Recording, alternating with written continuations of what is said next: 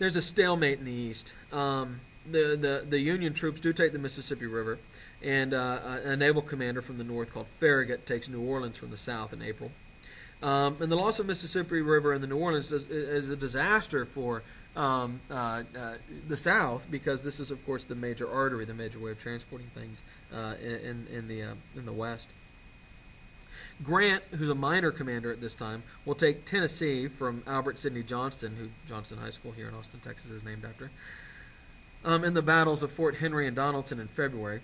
At Shiloh, Grant will face Beauregard and Albert Sidney Johnston on the Tennessee River.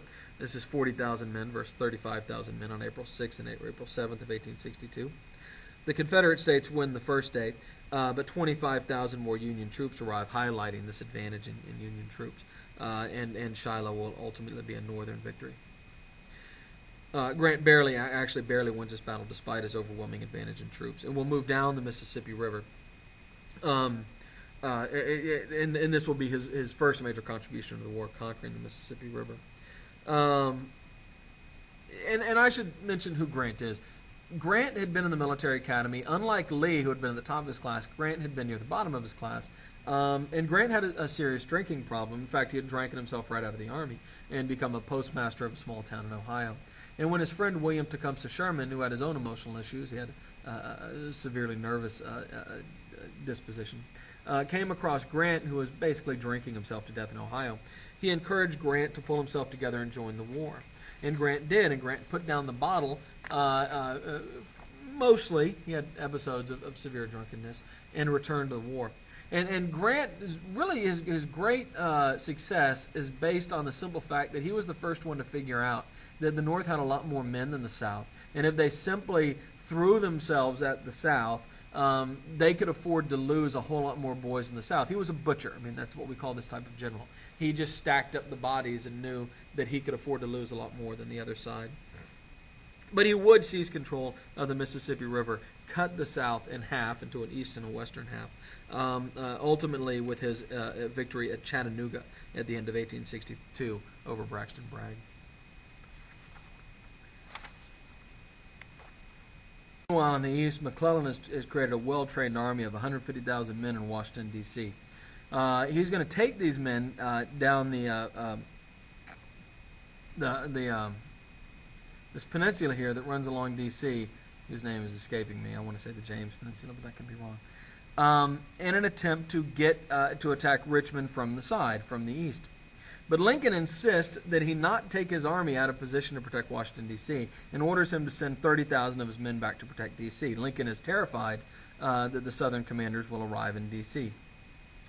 Realizing this, Stonewall Jackson will take an army into the Shenandoah Valley, which is west of Washington, D.C., and basically just run back and forth up and down the valley, creating the constant threat that he might emerge from this valley and attack D.C. at any point, which just feeds Lincoln's already present paranoia. This is the Valley Campaign. And despite the fact that two much larger armies go into the valley to try to stop Jackson, they are unable to, and he whips these armies.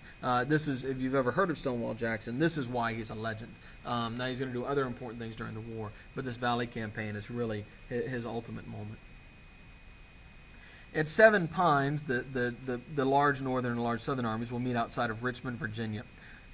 This is going to be McClellan versus Joseph E. Johnston.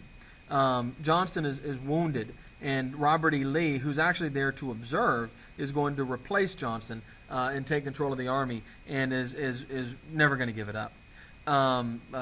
Lee, once he seizes control of the army, recalls Jackson out of the valley and counterattacks McClellan at the end of the Seven Pines battle, and is able to win, is able to repel, I should say, the Northern Army. This is followed by 7 days, which is constant fighting for 7 days. 85,000 Confederate troops will force the retreat of 100,000 Northern troops under McClellan, as Lee sneaks around the Northern troops and tries to cut their supply line. I should say Jackson does. McClellan is forced to return to D.C. once his supply lines are threatened, and Lee follows him, and is actually only held off by a second Union commander, Pope, or Lee would have been in D.C. and this is at Second Bull Run, another battle that Lee wins, although Pope is successful at stopping Lee's advance into D.C. Lee then engages on his first offensive action, meaning invading Northern Territory, and he'll invade Maryland. He's under political pressure to create the perception that the South can win. The invasion of Maryland was designed to get European support. Just like the Battle of Saratoga had gotten European support during the American Revolution, the idea is that the Southern Army can make headway into the North, maybe the Europeans will see them as likely victors. This invasion will be repelled at a tiny creek called Antietam, where 87,000 Union troops will turn back 50,000 Confederate troops. Technically, the South wins because they're the last to leave the field. I'm sorry, the Union wins because they're the last to leave the field. But in reality, it's more of a draw. The Confederates are able to withstand repeated assaults by the North, and Lee is only saved by, again, the late arrival of Stonewall Jackson. You might notice Stonewall Jackson is always showing up and saving the Southern Army. That does happen again and again. Lincoln will blame McClellan for his lack of aggressiveness, which in my opinion is a bit ironic because Lincoln specifically ordered him not to be aggressive, and will fire McClellan the second time he's fired him. But this time it will be for good, and McClellan will attempt to get his revenge by running against Lincoln in the 1864 presidential election, which he will lose. McClellan is replaced by his close friend Ambrose Burnside. You can see the facial hair there. It's pretty spectacular.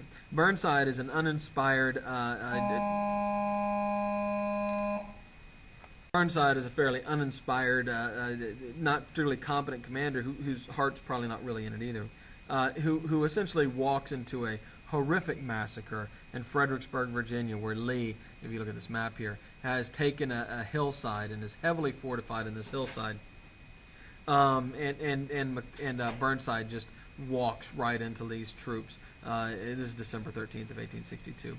After the massacre, he will ask to be relieved of command, saying he doesn't want to be a general in this war anymore.